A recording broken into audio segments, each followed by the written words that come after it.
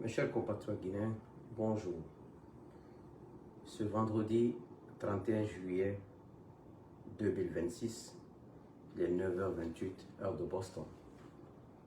Cette vidéo, c'est en l'honneur de mes abonnés de YouTube qui n'ont pas de compte Facebook, mes abonnés de TikTok, car je souhaite aujourd'hui lire mes écrits, mes posts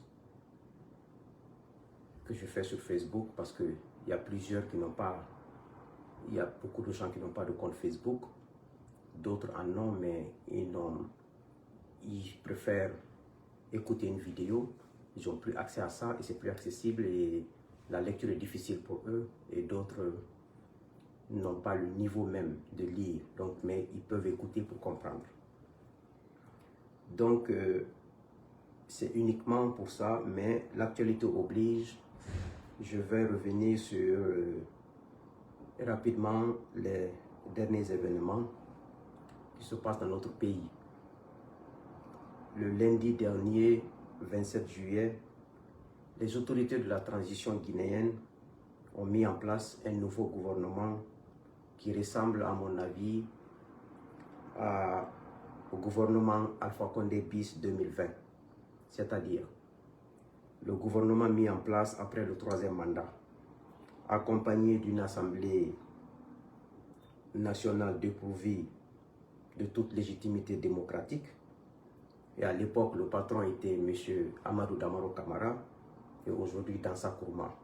Ce sont les mêmes méthodes, les mêmes stratégies de confiscation de pouvoir, du non-respect des règles et principes démocratiques et de tout ce que vous connaissez dans la mauvaise gouvernance.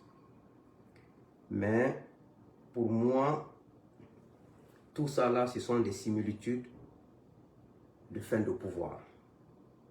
Ça saute même aux yeux. Vous voyez ce gouvernement qu'ils ont mis en place.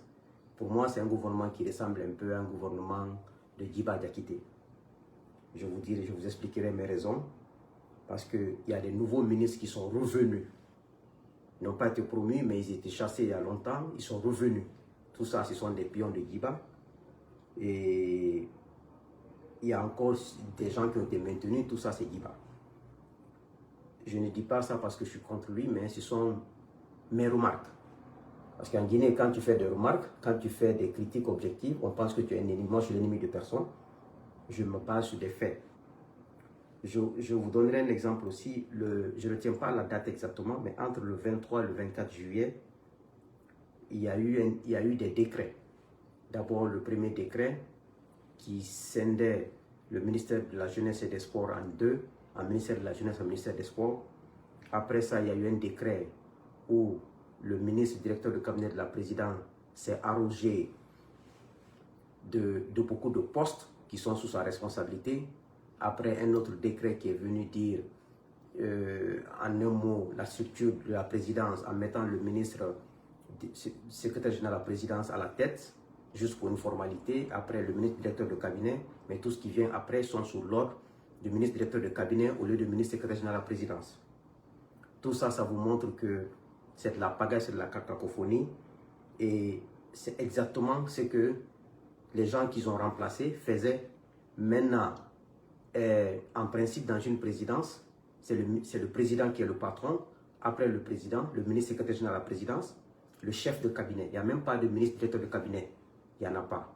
C'est l'ancien président Alpha Condé qui avait mis ça en place juste pour créer la confusion entre le ministre secrétaire général de la présidence et le ministre directeur de cabinet. Et tout ça, c'est de la confusion.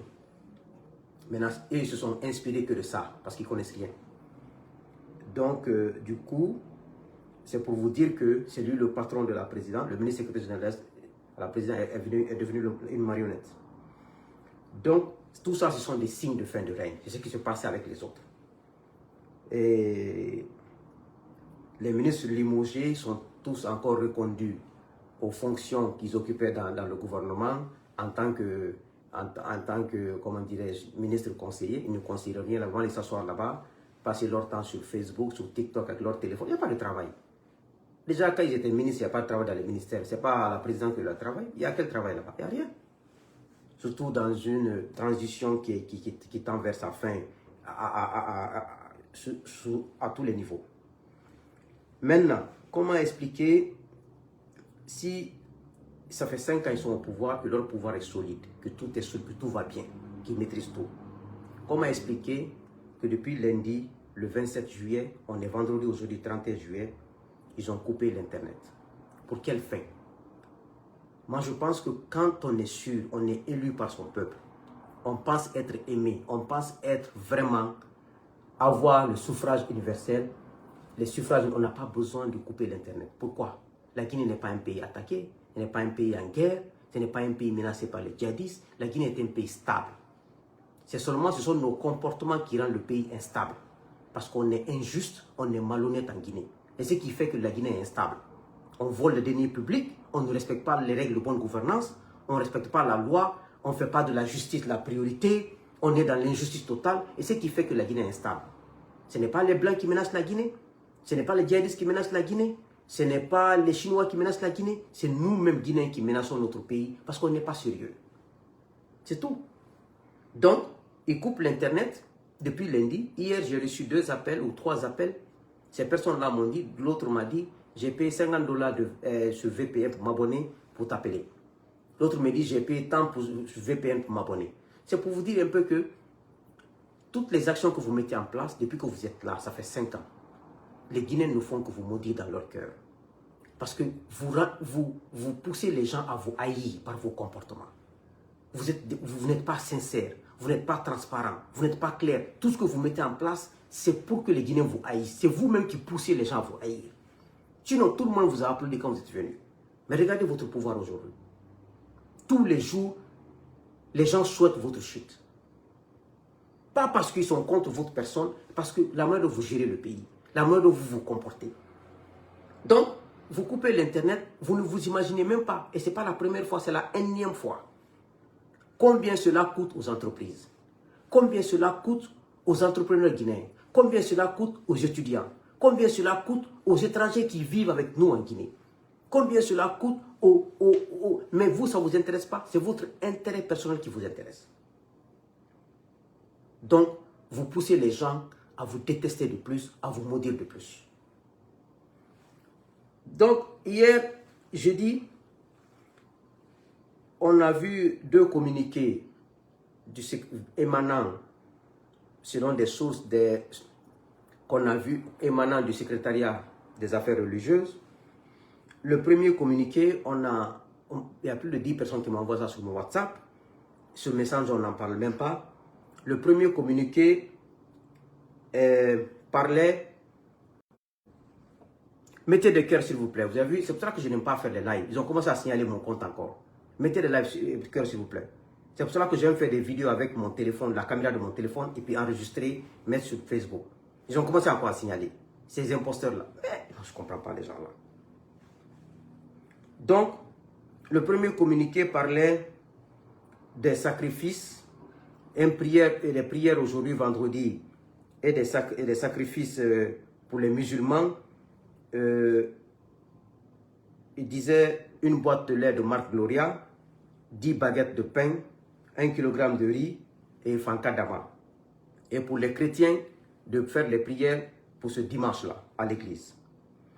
Maintenant, comme ils ont vu les réactions négatives des gens en général, et sur les réseaux sociaux en particulier, c'est là-bas que vous vous rendez compte que vous n'êtes pas aimé. Vous n'êtes fait que forcer la situation dans ce pays. Ça, moi, je ne peux pas gérer une nation pendant 2 ans et que je sois haï comme ça et que je continue sur le même chemin. Je ne peux pas le faire. Mais vous, regardez, vous avez fait des soi-disant élections. En sortant, vous avez des milliers de gardes-corps contre vous.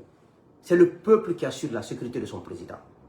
On peut avoir des gardes-corps 10 ou 15, c'est bon. Mais des gardes-corps, on dirait des rebelles qui vont attaquer un pays. Maintenant, le deuxième communiqué, comme ils ont vu que les gens ont réagi, ils ont sorti un communiqué. La différence entre les 2 communiqués, je vous dis. Le premier communiqué, c'était signé en PO, chef de cabinet et cacheté. Mais le problème là-bas, avec le premier communiqué, il n'y avait pas de date, il n'y avait pas de numéro d'enregistrement.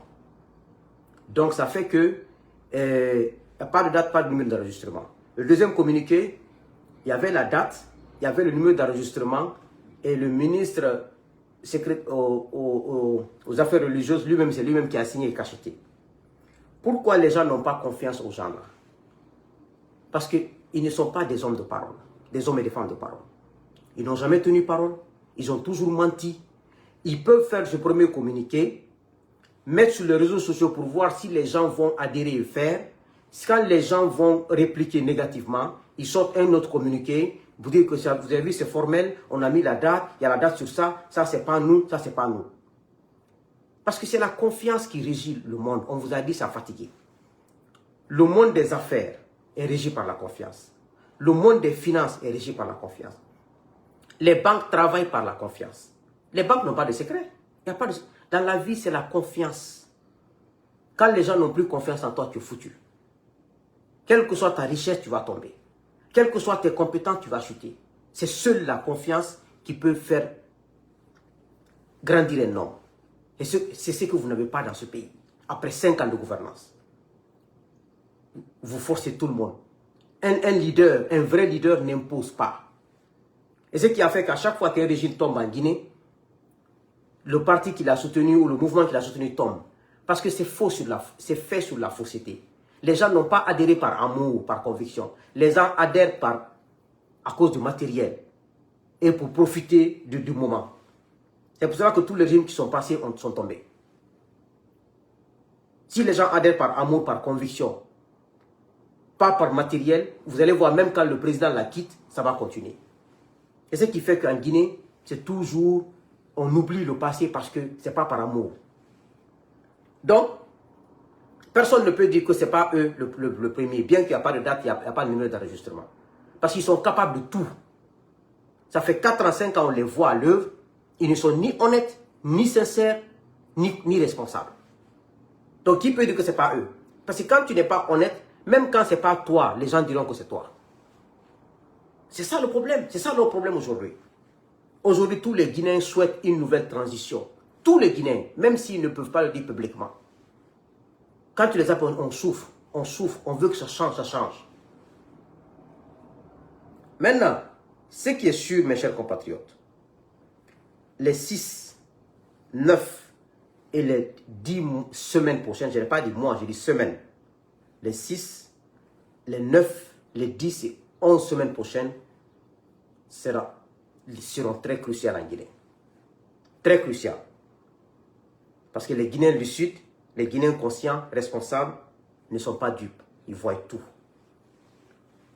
Donc, c'était un peu entre parenthèses sur l'actualité.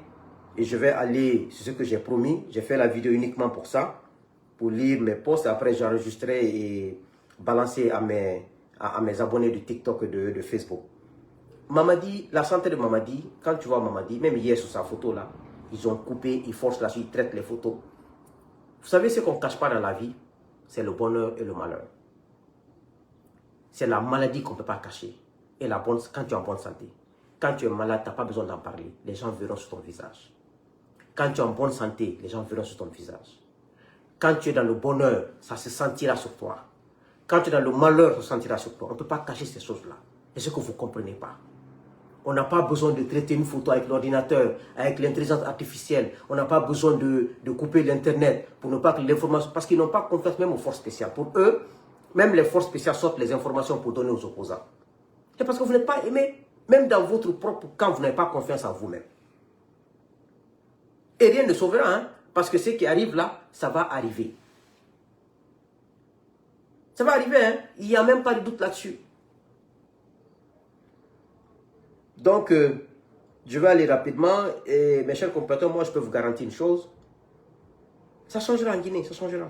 J'ai confiance en ça. Je vous dis toujours, ça fait 5 ans que je suis arrêté dans mon salon à Boston, je vous dis que ça changera. Regardez leur état de santé, regardez leur pouvoir. Ils sont allés à la Mecque, non? Quand ils sont allés à la Mecque, vous avez vu la photo de Mamadi à la Mecque, comme il était costaud, bon en forme. Et pourquoi après la Mecque est dans cette situation? Regardez, en décembre, il n'a pas fait d'élection, il n'a pas fait de campagne. Mais il allait au concert de Kofi. Vous avez vu son état au concert de Kofi?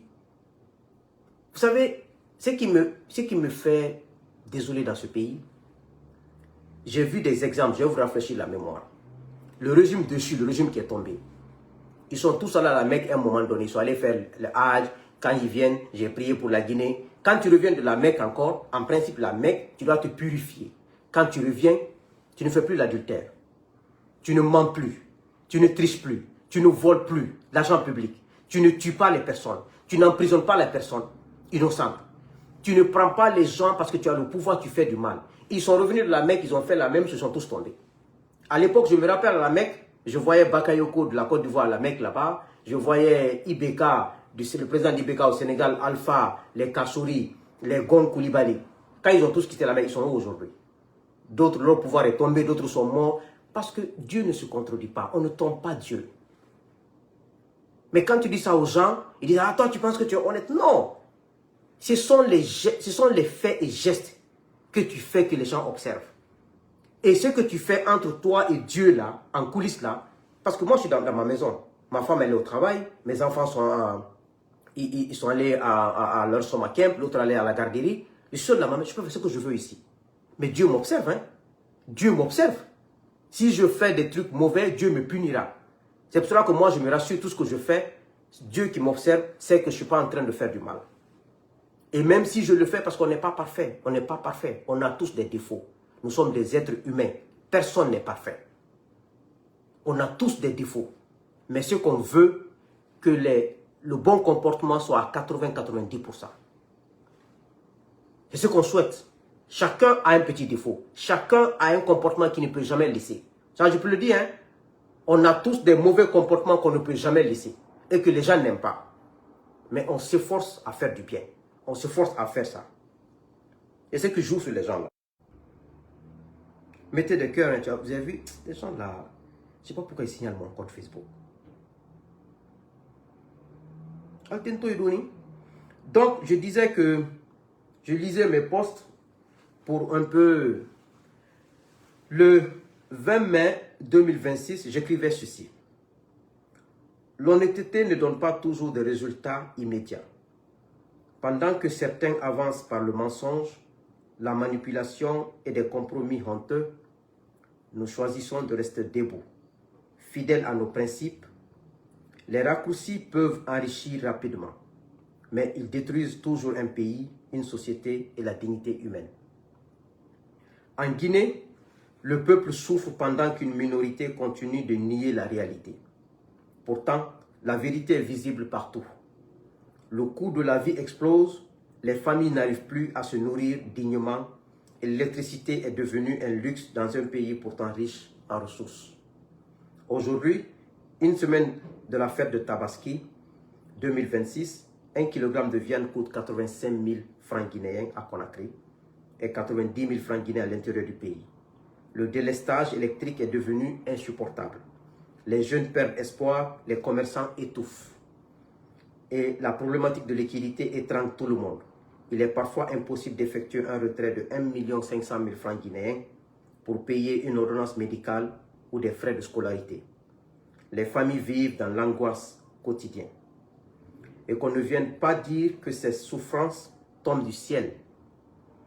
Elles ont des responsables qui sont l'instabilité politique, l'incompétence, la corruption, les détournements d'argent à ciel ouvert, l'injustice et la mauvaise gouvernance. Aucun pouvoir ne peut être solide lorsque son peuple souffre, lorsque la peur remplace l'espoir et lorsque la misère devient le quotidien des citoyens. L'histoire nous a toujours appris qu'ignorer les cris du peuple finit par coûter cher. Chaque fois que nous dénonçons ces réalités, certains nous traitent d'apatrides ou de haineux. Mais aimer son pays, ce n'est pas applaudir le silence et l'échec. Aimer son pays, c'est avoir le courage de dire la vérité, même lorsqu'elle dérange et lorsqu'elle est contre et lorsqu'elle menace votre propre intérêt. La vérité finit toujours par rattraper ceux qui refusent de l'entendre. Aucun régime ne peut survivre éternellement face à la souffrance et à la colère de son propre peuple. Le 21 mai 2026. Pour moi, la démocratie et l'alternance effective du pouvoir constituent les meilleurs moyens d'assurer à une nation la stabilité politique et économique, tout en enclenchant un véritable processus de développement durable.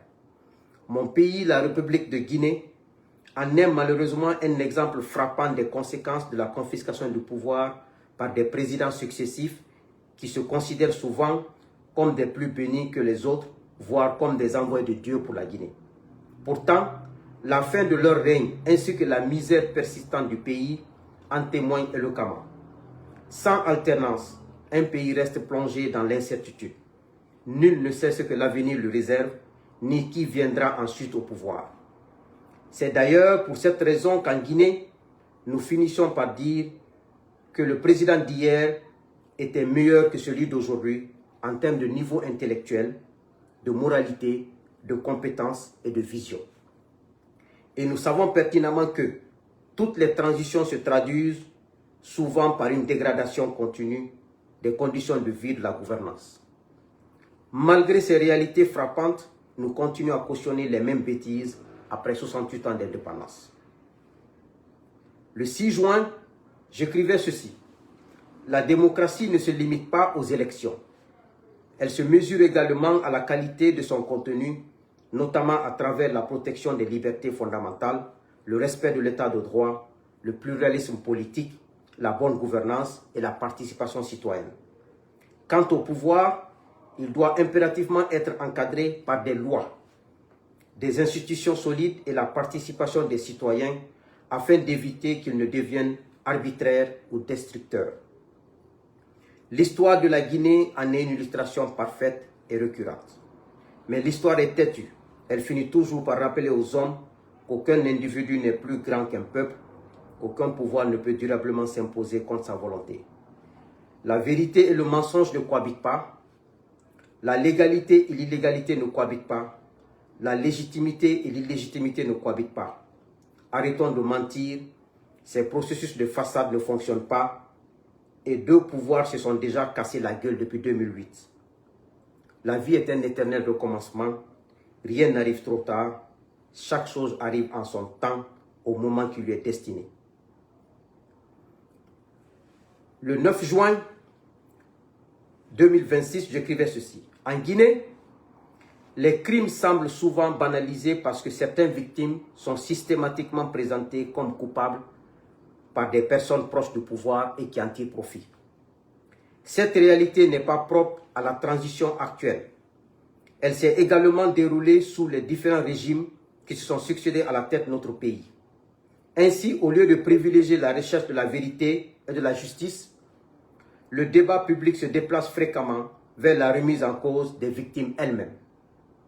Cette réalité glaçante qui inquiète les Guinéens, conscients, mais qui sont impuissants et tristes face à une progressive, effrayante de déshumanisation de la société où la compassion, l'équité et la quête de justice tendent à céder la place aux calculs politiques et aux intérêts particuliers. Par l'aide de Dieu, par notre courage, par notre détermination, par notre quête de justice et de vérité, pour chaque Guinéen sans exception, nous éradiquerons ces fléaux. Inch'Allah. Le 11 juin, j'écrivais ceci. GMD, groupement des marmailleurs déguisés.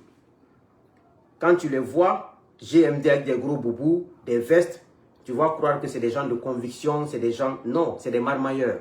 Ils ont deux faces. Ils ont une face GMD, ils ont une autre face. C'est pour ça que je les ai appelés GMD, ça s'appelle groupement des marmailleurs déguisés. Les partis politiques, PDG-RDA et le PUP ont sombré dès la disparition de leur leader. Votre GMD suivra le même chemin, mais ça sera pire, car il ne repose ni sur une base solide, ni sur une véritable légitimité, encore moins sur une légalité incontestable. Les hommes et les femmes qui composent ce machin semblent davantage mus par des intérêts circonstanciels que par de réelles convictions. Donc, sa pérennité dans le temps saute aux yeux. Ce machin GMD ressemble à un géant aux pieds d'argile. Il est impressionnant en apparence, mais dépourvu des fondations nécessaires pour résister à l'épreuve du temps. Le 11 juin 2026, dans la vie comme en politique, deux personnes ou plusieurs groupes d'individus peuvent partager le même objectif, la même vision et aspirer à la même destination, tout en étant profondément en désaccord sur le chemin à emprunter pour y parvenir. C'est pourquoi aujourd'hui, fort de mon expérience personnelle, j'ai choisi de ne plus être dans la révolte ni dans l'agitation, mais dans la construction, car tant que le possible n'est pas devenu la réalité, le devoir demeure inachevé. Nous devons savoir une chose, nous sommes tous différents. Et nous devons nous accepter les uns et les autres tels que nous sommes. Nos différentes traditions et cultures font partie de notre identité, notre histoire et même de notre sang. L'essentiel est de se respecter mutuellement, ainsi que de respecter chacun dans sa façon d'être, ses valeurs et ses principes. C'est pourquoi, j'aime à le dire, nos origines peuvent nous distinguer, mais elles ne doivent jamais nous opposer. La véritable grandeur d'une nation se mesure à sa capacité à transformer ses différences en richesse et sa diversité en force. Préservons notre unité, renforçons notre état de droit, faisons du travail et de la justice le socle de notre République. Le 12 juin, j'écrivais ceci, 2026. Ce sont les valeurs qui portent une nation. La Guinée n'est pas seulement plongée dans une misère créée par ses gouvernants successifs, elle s'est aussi affaissée sous le poids du déficit de morale, d'éthique, de dignité au sein même de la société. Fermer les yeux sur les maux qui rongent une société peut relever du calcul politique, de l'hypocrisie ou d'un profond désamour envers son pays. En revanche, les dénoncer afin de provoquer un changement qualitatif relève de la morale, du courage et d'un sens élevé du patriotisme. L'histoire ne s'écrit pas uniquement à travers les victoires des plus forts ou des vainqueurs. Elle retient également l'autre camp, celui des vaincus, des marginalisés et de ceux qui, à un moment donné, furent considérés comme des plus faibles, comme nous sommes aujourd'hui. Nous devons cultiver cette capacité d'écoute, accepter les points de vue des différents des nôtres. Il faut se parler. Nous devons nous parler car, quelle que soit l'ampleur de la crise ou la gravité des actes commis, les hommes finissent toujours par se retrouver autour d'une table pour dialoguer. Arrêtons l'orgueil. Arrêtons de persister dans les voies et des pratiques qui ne produisent aucun résultat positif et qui ne conduisent pas davantage vers un avenir sûr et prospère. Le salut d'une nation réside autant dans la qualité de ses institutions que dans la force morale de ses citoyens. Le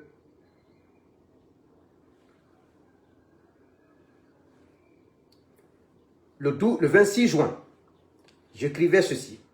Nous, Guinéens, devions comprendre que le progrès est le résultat du choix politique clair et cohérent. Le progrès,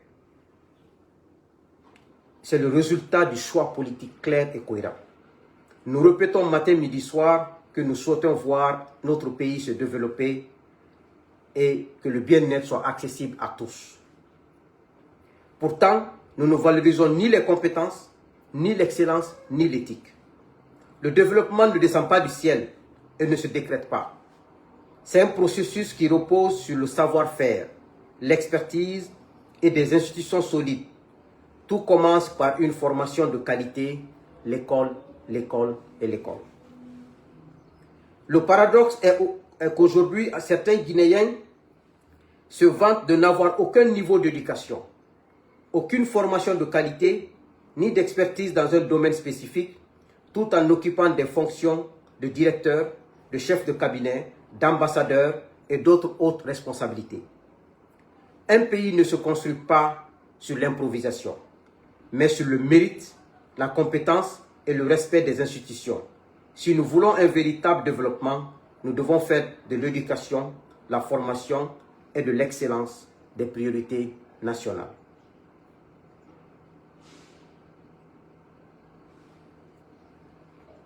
Le 12 juin, le 30 juin, j'écrivais ceci. Les temps sont durs. La refondation continue de dévorer ses propres enfants. Depuis des années, nous réclamons une gouvernance fondée sur la compétence, l'intégrité, la responsabilité et le respect des institutions. En retour, nous avons été traités de frustrés, de haineux, voire d'ennemis du changement. Pourtant, le temps est impitoyable. Il finit toujours par révéler la vérité. Chaque jour qui passe confirme ce que nous dénonçons depuis 10 ans dans ce pays. Combien de personnes se retrouvent aujourd'hui à la maison centrale? Le véritable problème n'est pas seulement la lutte contre les dérives, mais son caractère sélectif. Certains sont poursuivis et emprisonnés, tandis que d'autres, pourtant soupçonnés de faits parfois plus graves, continuent d'occuper leurs fonctions en toute tranquillité. Ce pays ne se redressera ni par la partialité, ni par le deux poids, deux mesures, ni par le mépris des règles. Sans justice impartiale, sans rigueur dans la gestion publique et sans respect des principes de la démocratie et de la bonne gouvernance, aucune refondation ou n'importe quelle appellation ne pourra tenir ses promesses. Un exemple concret, vous avez dépensé des millions de dollars dans les consultations électorales dont la crédibilité et la légitimité sont largement contestées. Des processus qui, pour beaucoup, n'ont ni cohérence ni véritable portée démocratique. La preuve est là. Vous avez dit que vous avez une assemblée. Personne ne sait qu'il y a une assemblée en Guinée. Vous avez dit que vous êtes élu. Personne ne sait qu'il y a un président démocratique en Guinée. On sait qu'il y a un président militaire en Guinée qui est malade et qui est mourant. C'est tout ce qu'on sait. Quand on vous parle, vous n'écoutez pas. L'orgueil n'a jamais été un projet de société. Il est temps d'accepter les faits, d'écouter les critiques constructives et de regarder les réalités en face. Les méthodes qui ont échoué hier n'auront pas plus de succès aujourd'hui. L'heure est là pour nous le rappeler. L'histoire est là pour nous le rappeler.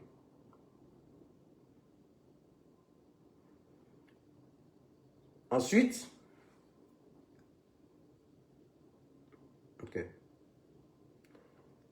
le 18 juillet, j'écrivais ceci, 2026. Continuez à croire que la confiscation du pouvoir est synonyme de démocratie. Le réveil risque d'être brutal. Il n'est pas étonnant qu'à chaque étape de la vie de la nation guinéenne, le pays se retrouve confronté à un coup d'État. Tant que nous continuons à mentir, et même à mentir à Dieu, nous reproduirons les mêmes erreurs. Ensuite, certains affirment ne plus avoir espoir pour la Guinée, la qualifiant d'une nation difficile, voire maudite. Pourtant, en refusant de défendre les règles et les principes de la démocratie, de l'état de droit et de la bonne gouvernance, chacun contribue à entretenir cette situation. Le déni de ces valeurs a un coût et le pays en paye les conséquences. Que Dieu continue d'éveiller nos consciences, de nous guider dans le bon sens et de bénir notre chère Guinée.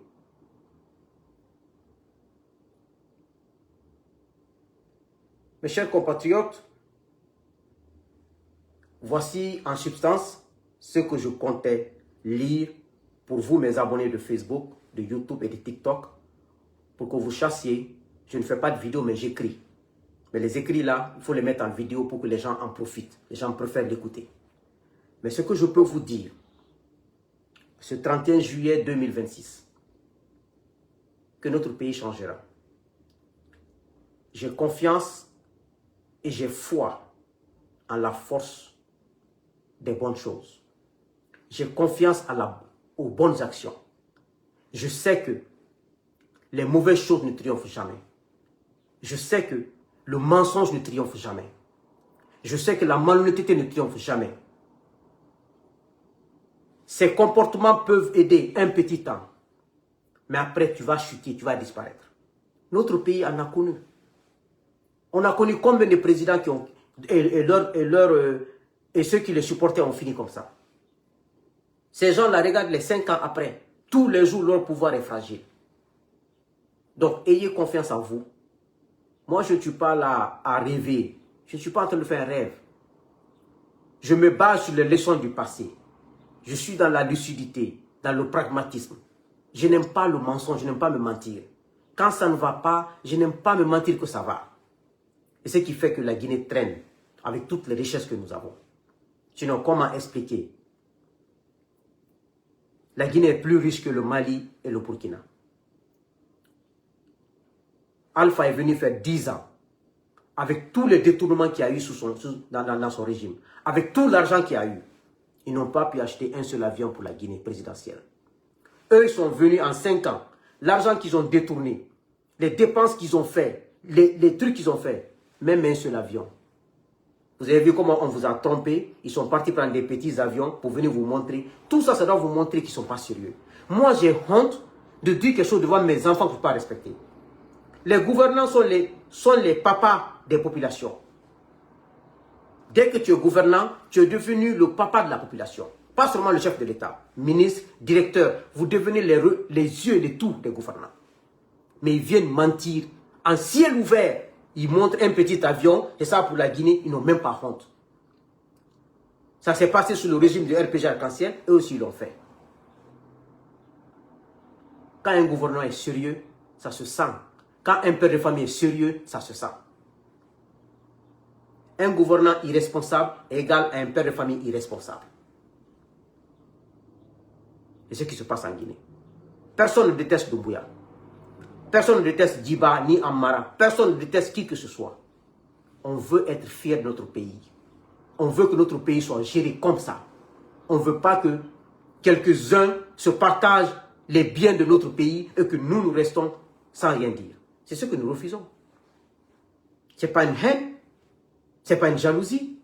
Ce que nous demandons, c'est ce qui se passe actuellement. L'instabilité que vous vivez. Vous ne dormez pas. Donc que Dieu bénisse la Guinée. Que Dieu vous bénisse. J'espère que nous n'allons plus reprendre ces processus en Guinée. Que nous n'allons plus, après cette transition de Doumbouya, j'espère que nous n'allons plus rester dans une transition où des gouvernants vont être malhonnêtes, détourner l'argent public, prendre l'argent public, aller déposer à Dakar, à Abidjan, au Rwanda. C'est le Guinéen seulement. Tu ne verras jamais un Rwandais en Guinée prendre l'argent public rwandais et venir dépenser ça en Guinée ou construire des maisons en Guinée.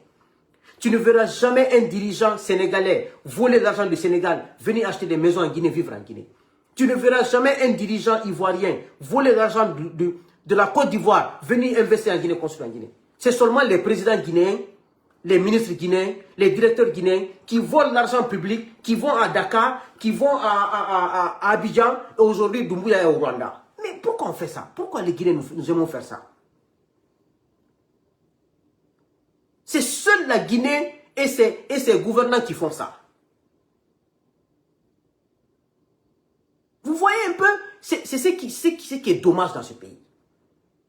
C'est pour cela que moi, je ne peux jamais apprécier un président guinéen tant que je parle dans ton comportement. J'apprécie quelqu'un qui est correct.